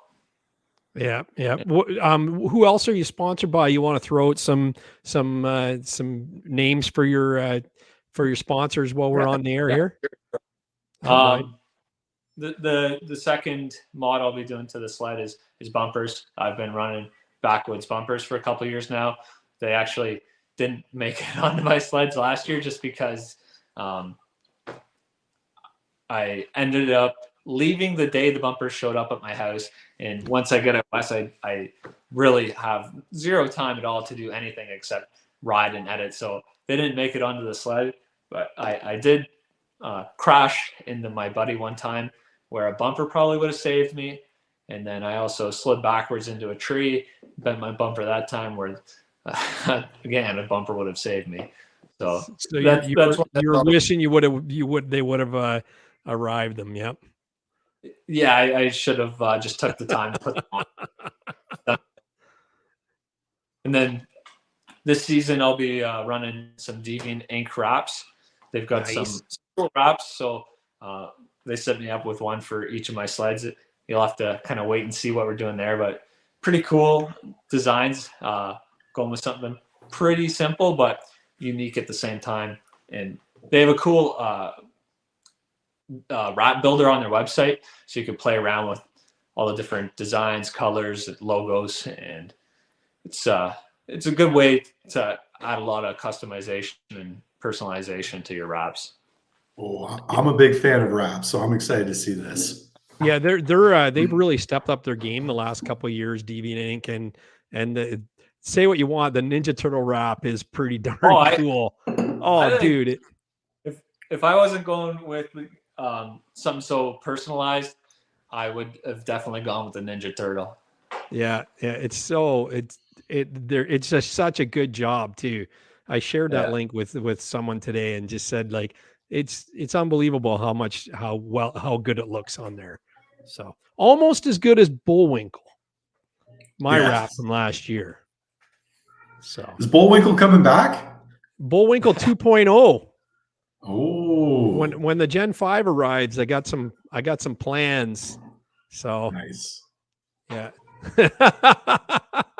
This is one of the shirts that you can buy at MUSKOKA Freerider What's the website? Freeriderfilms.com. Freeriderfilms.com. Get yourself a Team Jerry shirt, and you could be the second person, not the winner, like I will be for the trip with Matt. Yeah, so the old man's built himself a bit of a following and a character on the channel. So figured we go with some Jerry merch. That's awesome. I love it. So Matt, I know your dad's name is Jerry, right?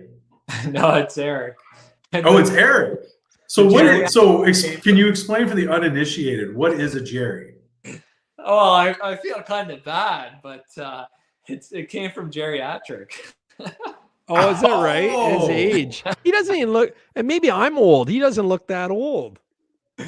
Yeah, and he's in great shape. Not too old, but you've got us young guns, and then there's a bunch of our dads that also go out there too. So it just ended up being a thing and caught on.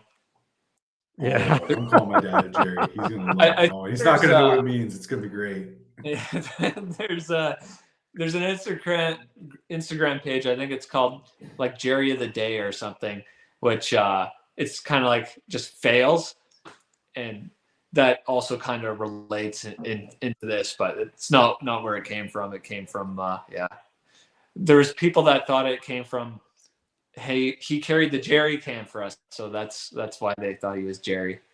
It has multiple meanings. See, I thought your dad was Jerry, and then it just turned to being a Jerry was just someone who ditched it or it's messed up or. Yeah. Shoot My Shot says of all the shows I miss, and it's one of my favorite YouTubers. Damn. I appreciate that. But did you see we have Matt, the Muskoka Freerider, on tonight too? So and or maybe he was talking about Sled 519 because he's seen him in my video. I don't know. I could. That's my only YouTube appearance. Oh, there's more coming. I just got to make sure it's parental guidance. That's all. That's the key with it. So what's your father ride? He's got the same sled as I do, a 154 Turbo R. Sweet. And then I think he ordered a XRS trail sled for this year. Right on. Listen, if he wants to go trail riding, like tell him to look me up. Yeah. I'll be near the ever-changing vistas of Mary Lake. Yeah. No, I'm serious. Like if he's ever needs someone to ride and he misses his son, I'll be the son he doesn't have. Just about 20 years older, that's all. This is a pretty cool snow formation we're looking at here. What is this? I just thought it was a really cool picture. It's just a creek, and it's probably 12 feet, 15 feet down to the bottom, and it's you know how the creeks meander, and this was just a perfect one. As soon as I pulled into this zone, I was like, wow, that is really cool. It almost looks like it's shot on a 360 camera, like somebody pulled a donut out of there or something. Like it's pretty wild. Yeah. Mike Gooley says, or ask your dad, tell your dad I could be the older brother of him. Yeah. Maybe.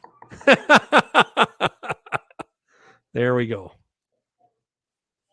He can see what small YouTube channels look like when they're making trail videos. Not the big production thing you have going on with multiple cameras and you have a cheerleading squad, don't you, that go out there too? Monster Energy Girls. Isn't that right? Yeah, Chloe. That's right. Smart answer. Yeah, that's right. They don't listen to this show. I'll guarantee you that. So this is cool. This is where I'm staying when I win the trip. When I buy your merch, freeriderfilms.com, enter to win. This is where we're staying. It's awesome. Can you actually stay in there, or is this just a warming hut? No, you can. I think you're supposed to pay, but yeah, you're totally able to stay in this cabin. Oh, dude, that would be wicked. That was, I mean, you probably only get to it by helicopter, but we'll bring you there. Oh, that's cool. That's awesome. Well, you went there by sled. So you went up, helicopter your sled up, and then you went and rode to this? Is that the way it goes? No, that'd be cool.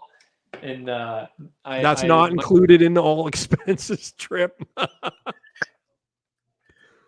No Have you seen that picture of the helicopter carrying the sleds around? Yeah, No. I want to do something like that this winter. That's cool. But it'd be kind of pricey. Yeah. Yeah. Shoot My Shot says, Matt, he's been watching your videos for years, brother, since the first few on the Red Freeride. Oh, yeah. Yeah, I Isn't that didn't cool? have too many subscribers on YouTube back then. Yeah.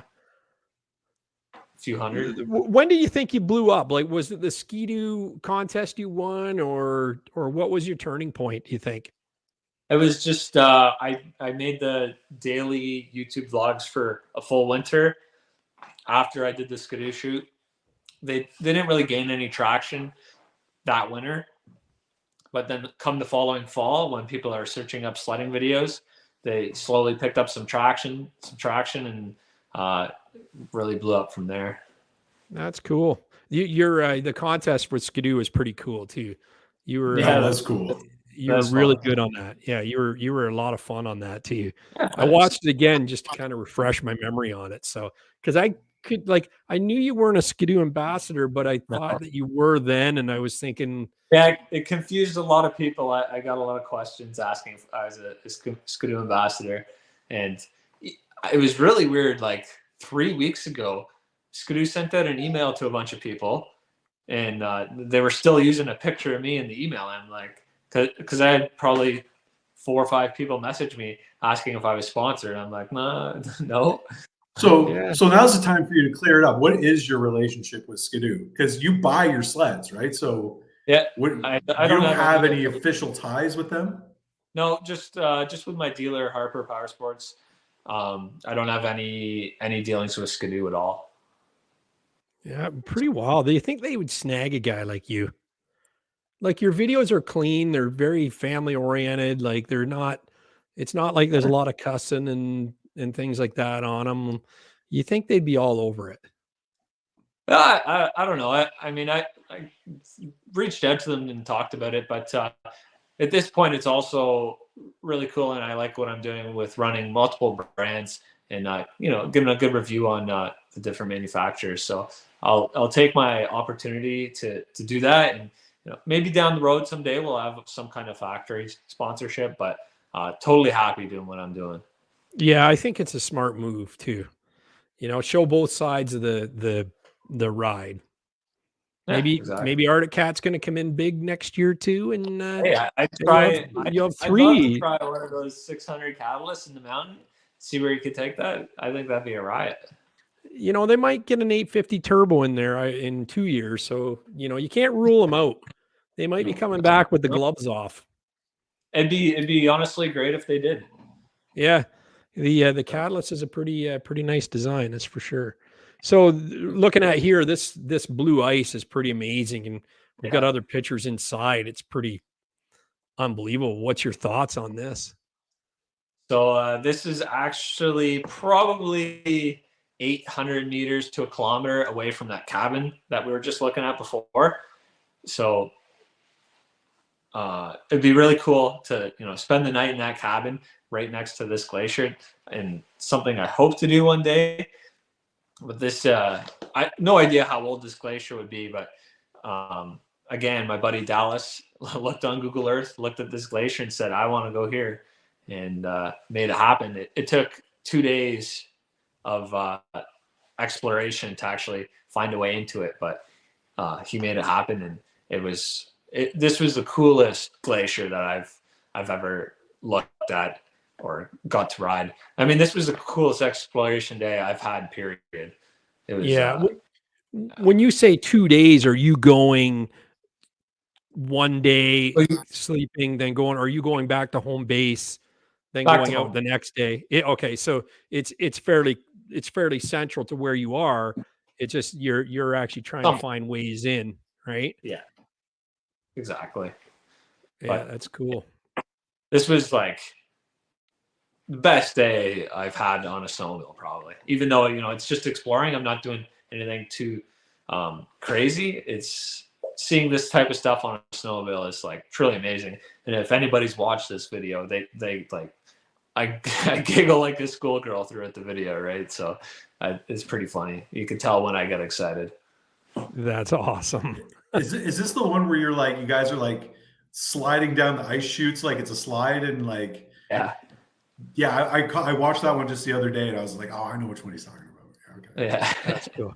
Yeah, he's got some and drone footage. Are you the pilot? Like who flies the drone there? So it's called a Skydio, and actually I just have a GPS beacon. I'll just put it in the glove box of my sled, and it follows you. Yeah, that's right. I'm familiar with Skydio. The only thing in you're safe there, but it doesn't know what a power line is. So, but you're safe where you are. Yeah, that's great. But no, I love the like I'm a drone operator myself, so I mean I love seeing shots like that. So this is great when you're inside the actual glacier. Yeah, this is. I mean, honestly, this is definitely somewhere we should not have gone.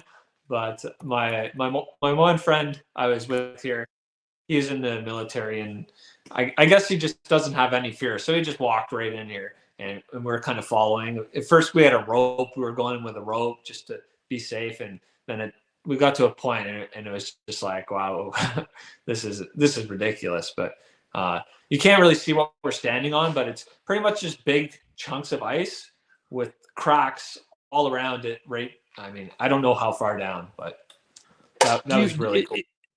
Do you hear creaking and cracking and noises in there? Like, is it alive or what? Not really. Only if you knock a piece of ice, you'll hear it fall and slide and fall some more. And it's an eerie feeling. Yeah. Like I watched that video, and it's like you just wonder what the risk of cave-in is, or if you're aware of that. Obviously, you've got your Abbey training, but you're on a whole different level here, right? This is a whole different ball game. Which it's funny. There'll be comments on videos where I'm doing something kind of dangerous, and it'll be like the comments you get on the internet. I'm sure you can imagine people just tear you apart. But there's some safety factors that go into it, and during the winter, I mean, I don't know for certain, but everything's frozen more solid opposed to in the summer when things are more melting and moving. That's how I look at it a bit for this type of thing. Yeah, right. So Matt, do you take a lot of heat for some of the things you do in the comments or even direct messages or whatever for anything you do, or is it all pretty good, chill? We don't need to get into that. Like the positivity is awesome. So I don't worry about too much other comments, because you're always gonna have some people, right? With the 3 viewers I have, I get some strange comments. So I can just imagine with the millions of views you get that what you must have to ignore on a daily basis. That's really the best way to put it. People who just complain for the sake of complaining. Honestly though, like 99.9 of it is just so positive, and it's the sledding community is just so awesome that way. They are for sure. There's a selfie there. Yeah. You could see the sketchy looking veins of ice. Yeah, and your personality has really developed over the years on YouTube, over just even the past few years. You're becoming more of the your person in it, not just riding and looking at a windshield all day, right? Yeah. Yeah, honestly, part of the reason I started YouTube or have had an interest in it, I guess, is I'm socially awkward. I'm a pretty quiet person, and I wanted to, grow, I guess, as a person. So that's why I really got into the vlogging and that kind of stuff. And it's been a journey. Yeah. Oh, for sure. Well, no, keep doing it. One thing I'd like to say to that point is, like, you're definitely, your brand of like off-road power sports videos is actually pretty refreshing, because you see a lot of these videos, like I come across them all the time, where the presenters or the subjects can come off pretty obnoxious and almost kind of like shock value kind of things. And it gets like, it's entertaining for like 1-2 videos, but then you're like, oh, okay, I'm getting tired. Like, but you, like I mentioned earlier, I don't know if it was during the time when we were a little choppy there, but like your videos are like, I can sit like watch your videos almost all day. I could set them up in the background while I'm at work and just listen to that turbo just go all day, and then like just listen, like it's a refreshing video, refreshing series. It's something I can always throw on when I'm like I need something to chill to. Yeah, I appreciate it. You know, I think there's a lot of YouTubers that get to a point where they feel like they have to be somebody they're not in their videos and have that type of energy. Whereas, you know, I'm a sledder first, and I'm pretty much that. I just go out there, I have fun, and whatever happens. Most days I don't have a set plan of, you know, what I'm going to film. And there's days where I'm like, oh, I didn't really film anything. And then I'll go to edit it that night and I'll be like, oh, that was actually pretty good video. So it's fun how it works. That's what happened with the Sled 519 video. I forgot totally what the shenanigans went on there. And you go, you play it back and you find some real solid gold in the in the editing room. I'm still in therapy over that, man. I love how you had to explain to your wife what I was talking about. Yeah. That's cool. Watch the video to find out, folks. Yeah, that's right. It's called You Got Bras, Brah? You have to watch that, Matt. You'll enjoy it. I'll check it out. You'll want to stay home this winter and ride Muskoka after seeing that. And we're not done yet. We still have 2 more days, including one which we got like a redneck from up there tried to block the trail with his pickup truck and wouldn't let us through unless we paid him money. Huh? Seriously. Yeah. We were afraid he was going to run us over with the truck. Like I went around him, and Mike cares more about his sled than I do. So he stayed back, and the guy was out trying to get us to pay, trying to get Mike to pay.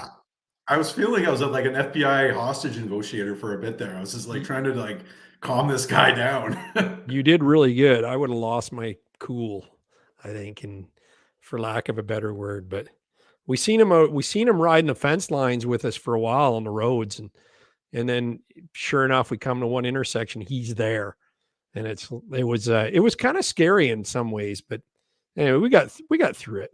Yeah. So, what a beautiful shot. Yeah, who doesn't love a nice mountain sunset, right? I know, and you got it right on the tip of that mountain. Ever cool. What mountain peak is that? Do you know?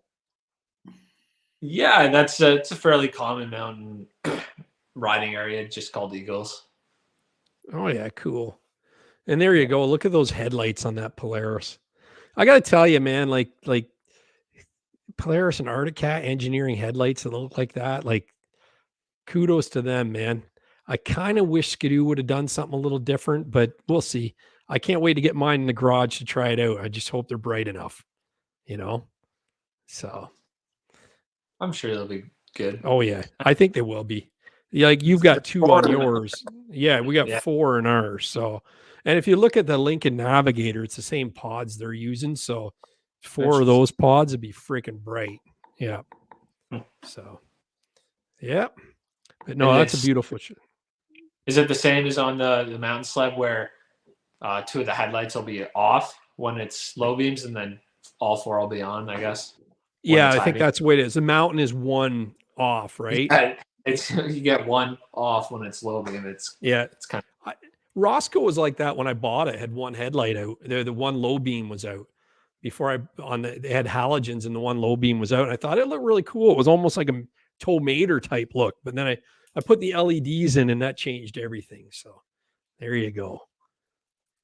Might have to go grab a charger here. Yeah, for sure. You can do that. And we'll just look at your sleds here. Yeah.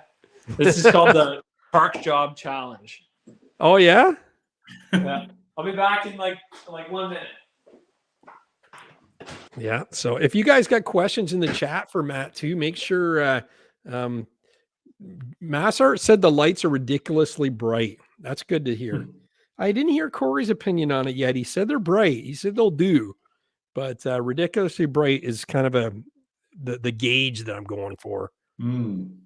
So I was going to say they're so stupid bright as my VR1. Yeah, but I don't You think have a VR1? Wisco Sledheads says Oh, that. sorry. Wisco said that. Sorry. Yeah.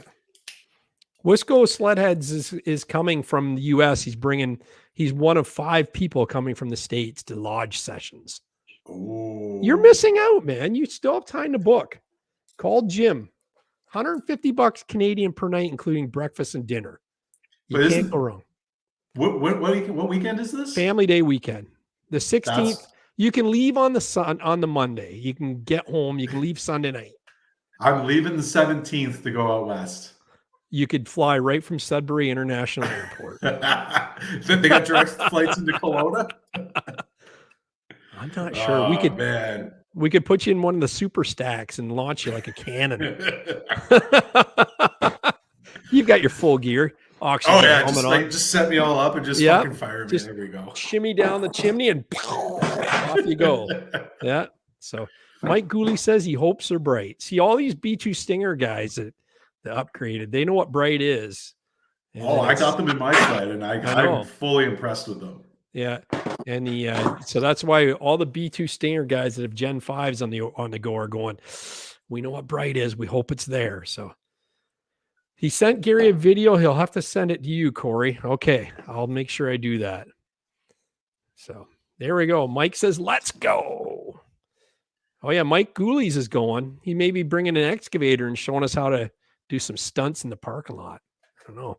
I got to work on Widescape. Have you ever seen the Widescape there, Matt?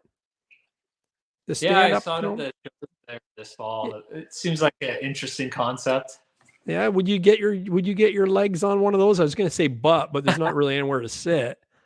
Might be missing a little bit of horsepower for me. Yeah, they say it doesn't matter. They should you should be a Widescape ambassador. There you go. Take it up to that glacier. Yeah. I don't know whether it's at home there, but I'm sure you could have some fun on it. That's for sure. It'd probably be fun in Muskoka. Yeah, it would. I think so. I'd love to just take it and point it up a hill and go right right through the trees and away you go. So what did you say this was called here? We got 2 snowmobiles, tracks stuck in the ground, tips pointing straight up. So it's called the Park Job Challenge. My buddy Landon, he kind of tried to coin this term. So if you get your sled stuck in a perfect wheelie like that, you take a picture, post it on Instagram, and hashtag Park Job Challenge, and then he reshares it. That's cool. Yeah, Shoot My Shot says Park Challenge. Yeah, Park Job Challenge. There you go. I pulled this off last year, but it wasn't on purpose. No, completely by accident. And I was yeah. I was like, oh no shit. I was the other way. I was tip stuck in the ground and the track up, so I couldn't use the hashtag.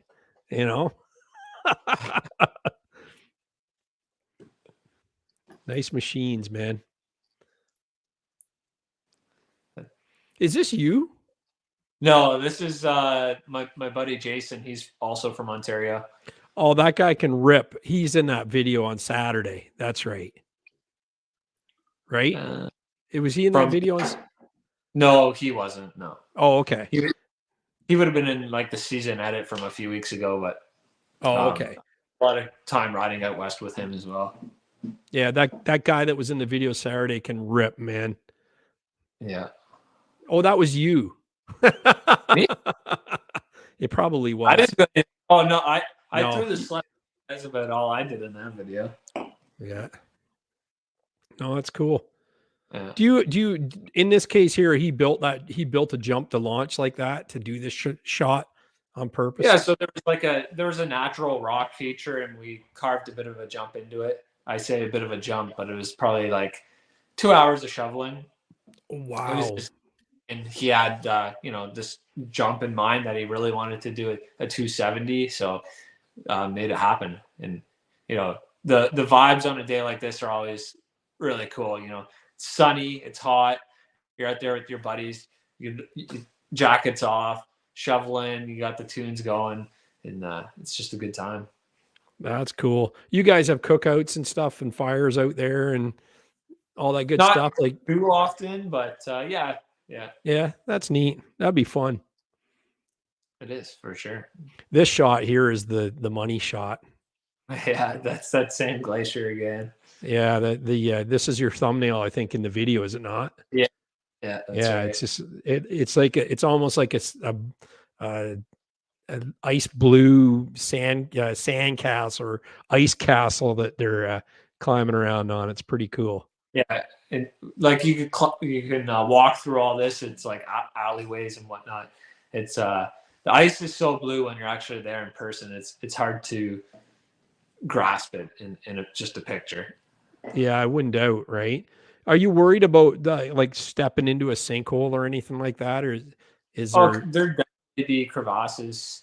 If you saw this in the summertime, you'd be like, "Wow, you're standing there."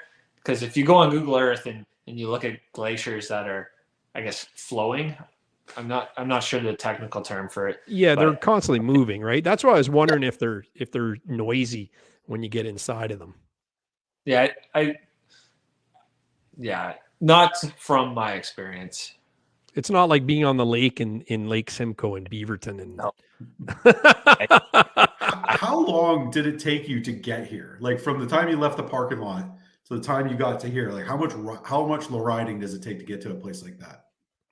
It was probably 3 hours or so.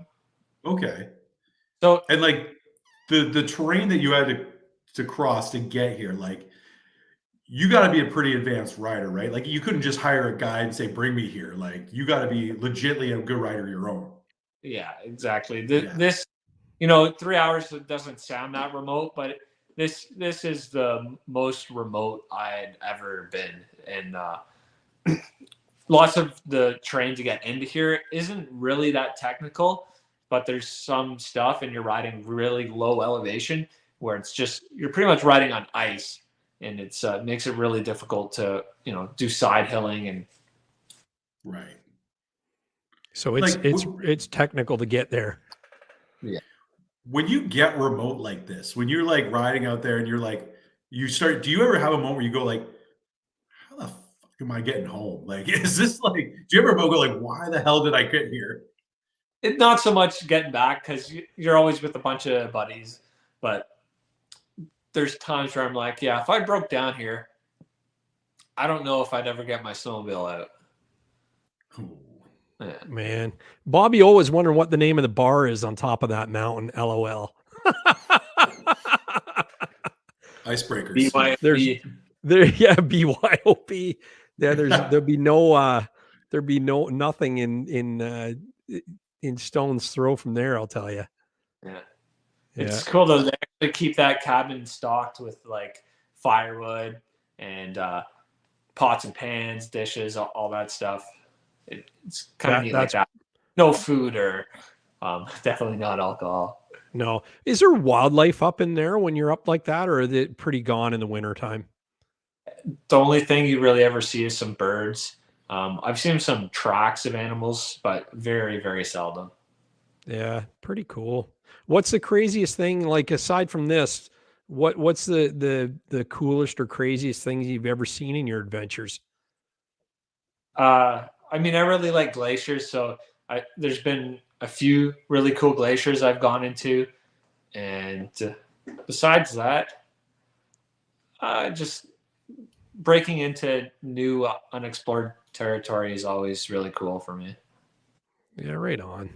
Do you have anything on your bucket list that you want to see or do in the next few years? I'd like to get up to like Alaska, do some riding there. And I've never actually been out to in Pemberton. It's called the Pemberton Ice Cap. It's just a massive glacier, and it's got tunnels and caves, that you could go, and lots of them you could bring your sled right into. So the glaciers you get on the coast versus the interior, from what I have seen, are quite different. Is that right? Yeah, these glaciers are probably pitiful compared to some of them, right? Wow. Do you, Denon says, do you think you'll ever want to try somewhere other than Boulder Revy area? Like if you're explored it for 15, 20 years and seen it all, so to speak, do you think you'll get bored? I think there's always more to explore. I don't know if you've truly ever explored it all, but like I said, it'd be cool to get places like Alaska or just northern BC. Yeah, for sure. Yeah, have you ever seen go ride with Nick Pano again? Yeah, go up there and ride with him. Yeah, that'd be cool. Yeah. Do you ever see Bigfoot? Just Fly Low thinks. I titled a video one time. I can't remember what it was called. Something about Sasquatch, just as a joke, because there's this moss off of, I think they call it grandfather moss off the trees. It grows like really long. So I put it inside my helmet and it looked like I had a big beard. But the video found Sasquatch or something, but I was just supposed to be Sasquatch. And I got a ton of comments on that video being like, there is no Sasquatch in here. I'm like, no. Yeah, you missed the point. Yeah. What is the altitude of this glacier, Matt? Mike Gooley's asks. Probably 24 to 2,500 meters. That's cool. And would you ever want to go to Finland? Throwing Sparts is asking. I'd go over and check it out. I know it's a little different than this type of riding, but it'd be cool to, check out it all over the world. I had somebody this summer send me a message from Greece, and they're like, hey, if you ever want to come snowmobiling here, I'm like, snowmobiling in Greece? And they sent me pictures, and sure enough, they're snowmobiling in Greece. I'm like, oh, wow, would have never thought of that. No, you wouldn't, right? Well, and it's even like the Skidoo video that they put out recently where they're in Chile. Yeah. That'd be a cool one to do in the summertime. Yeah, that would be, fill in the voids in July, right? But, if you get a fan calling out and saying, come to Greece, you'd be worried you'd get tied up in their basement. So it's funny you say that. So after I posted that Pit Viper picture, I had a guy from Russia message me saying, you need to come here and ride in Russia. And I'm like, what? And then he sent me pictures of like I think it's called the Kamchatka Peninsula. Yeah. And then I just kind of Googled it. I was like, Kamchatka Peninsula, Russia, or snowmobile. I was like, oh shit, there is actually legit snowmobiling out there. That's true. Come home with a couple brides too. You could take home a couple brides too. I'm set there. I don't need another one of those. Yeah. I've seen some video from out in Russia, and it looks like it's pretty extreme elements. I'll put it that way. Mm-hmm. Like cold, 100-kilometer-hour winds. Well, there you go. It's Siberia, right? Yeah, exactly. But no, that's cool. That's all the pictures that you sent in today. Was it? Yeah, for sure. You could have sent more, but you didn't. I know it is. I think I sent it through. It probably just didn't end up going through because I think I sent it through like Mail Drop or iCloud or something. Oh yeah, okay, maybe. Here, I can always just check and see, but I think that's only only two emails come through, but that's all right. That's okay. That was a good show. Well, that was great. You filled us in a lot of good information. And what can you fill us in on what's happening this season besides the big contest at freeriderfilms.com? Just kind of the same thing I've done the last couple of years. And where I mentioned before, usually I don't have video ideas. I just go out there and ride. I probably will do some more themed videos this year, just because even for myself, after riding so many days a season, I feel like sometimes it gets kind of stale. So try and mix things up a bit. And I'd love to do some winter camping this year. That's cool. I spent one night on the mountain last year, and honestly, it was pretty miserable. Because that looked uncomfortable. Yeah. We just went up with nothing, right? We went up like we're going to ride for a normal day, just what we'd usually bring, and spent the night just to see what it would be like. And it's not very comfortable. It's cold, even though it wasn't that cold out. Trying to stay warm is definitely the biggest factor for me. So you figure if you prepared for it, you'd be in better shape to I think enjoy it. Easily kind of prepare to stay a little warmer, and we failed with our shelter and our fire. Some things we didn't think. You guys put a lot of work into that too. Oh, well, we had to stay busy too, right? Because if you just sat there, you'd freeze. Yeah. Oh yeah. Bobby O says to tell Matt his Freerider Filmz logo is so sweet. He loves a mountain with the track marks on it. Great logo, and he gives you the devil horns and a snowflake. And Wisco Sledhead gives you 3 of these. Yeah. Jay Massart, he says, Jacob Massart says, great show, Gary. Night, everyone. Thanks for coming on and supporting a great addiction. And Wisco says what Massart said, but ×2. So yeah. Awesome show, guys. Love it. Mike Gooley says. Mike Gooley likes you because you're an excavator driver. That's what he likes. Well, thanks for having me on. It's been a fun chat. No. Thanks for coming on finally, and I appreciate it. And even giving the test, the ability to test to make sure you could do it, and taking the time to set up your background, unlike some other people here. So. Oh, the box with the stuff was sitting right there. Sweet, yeah. Well, it wouldn't be too much work to put up the backdrop. So. No, that's cool. That's awesome. Yeah, Just Fly Low says great show, guys. But no, we can cut you loose unless you had something else you wanted to say. Do you have anything to throw out to your fans and friends? And make sure you hit subscribe on my channel. Give this video a like, even though we got off to a rocky start there. And you know what? Follow at Sled519 on Instagram. Make sure you subscribe to Freerider Filmz if you haven't already. He's got a great channel there and more great things. And make sure you buy some merch from him, man. Like that's what it's all about. If he's got any left. Yeah, there's a few on there. Yeah. I made some stuff available for pre-order last night, so give some more people a chance to get into it. That's cool. That's all. I just have one quick question before you go. Are you still working with 509 this year? Yeah, I'll be running all 509s everywhere. That's cool. Nice. Right on. Looks like Mike is as well. Yeah. I got the free t-shirt that came with all the gear I bought last year. Yeah. That's awesome. I like that so color. I did have a quick question about that, because you said you went from CKX to 509 last year. Yeah. Like, is that relationship you just wear their gear, or like do you actually produce content for them?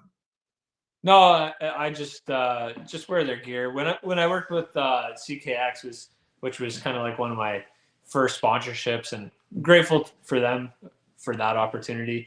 But I did some filming with them for a couple of years, and now with 509, at the moment I'm just rocking the gear. Oh, okay. Yeah, it's cool. Definitely, there's probably going to be some stuff in the works for this winter with 509. Okay, so that's where I was going. We're going to see some Freerider Filmz produce 509 content. We had a brief discussion about it last year, but at the same time, I'm also so busy just trying to do what I do that it's hard for me to commit to anything in the winter time.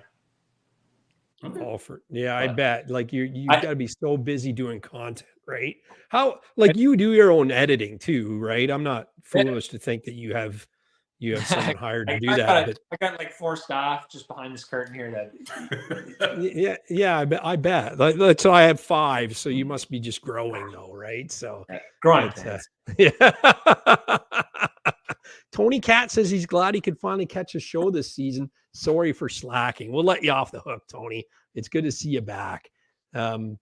Yeah, so that's great. But no, all the best this winter. Like I said, make sure you follow Freerider. Get out there, get in on this contest. And thank you so much for your time. I know it's a busy time with you heading out west soon. And if we have a chance to get you back on after the season ends, I'd love to have you back on to chat about your escapades.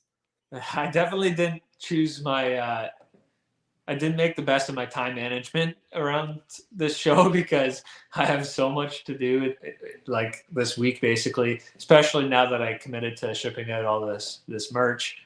So, sorry for that. No, that's fine. And thank you, Mike. It was great having you on as a co-host tonight too. I really appreciate it. Thanks for the invite. This was such a pleasure to meet Matt and hang out with everybody here. This was a really cool opportunity. I appreciate it. Oh yeah, for sure. And thanks again, Matt. We're going to roll the credits. If you want to stick around, we could chat for a bit afterwards, but if you have to go, that's okay too. And thanks a lot to all the fans for keeping the chat active as well tonight. It was quite a lively bunch of guys in the chat again. So great, good co-hosting, Mike. You had some great questions. I agree. That's great. That's how you do it, Wisco. That's how you do it. That's how you co-host. I actually put research into this. I was just like, I got my questions. I got that's things awesome. I wanted to ask. No. And I was like, when you emailed me, it's like, it's Matt was going to be on. I was just like, what? I thought you're pretty much the only guy I know that's got some mountain experience, right? And I thought that would lend a good hand to this, and it did. It paid off in spades. And we had a hoot when we were riding. We talked just like we were on the show the whole day on the comms. Yeah. So, yeah. So a lot of fun. So anyway, we got to let Matt go. He's got to get out and get packing. He's got a lot of FedEx stuff. Yeah, he's got to drive. Yeah. Too. Yeah. Thanks a lot, guys. Thanks for watching.